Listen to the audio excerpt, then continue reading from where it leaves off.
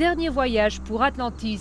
Après cela, faute de budget, la NASA va rentrer ses 3 navettes au garage définitivement. Elle devra désormais payer les Russes, les seuls capables d'envoyer des hommes dans l'espace grâce à leur capsule Soyouz.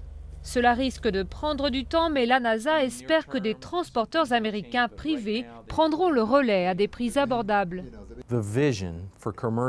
La vision que nous avons pour les transports commerciaux vers la zone d'orbite terrestre, c'est une situation où plusieurs prestataires servent plusieurs clients, pas seulement la NASA, mais la NASA, d'autres pays et des particuliers.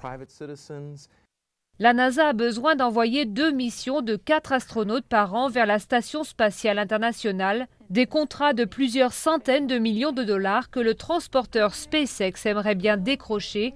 La start-up californienne de 1400 employés seulement a réussi à envoyer une capsule chargée d'équipements en 2010 et affirme pouvoir envoyer des hommes dès 2014. Notre fusée Falcon 9 et la capsule Dragon étaient déjà conçues pour des hommes. Elles ont juste besoin de quelques mises au point. Mais ces engins ont déjà volé, et nos concurrents ne peuvent pas dire cela à propos de leurs vaisseaux. Mais les concurrents de SpaceX sont de taille. Certains travaillent depuis déjà des années pour la NASA, comme l'avionneur Boeing.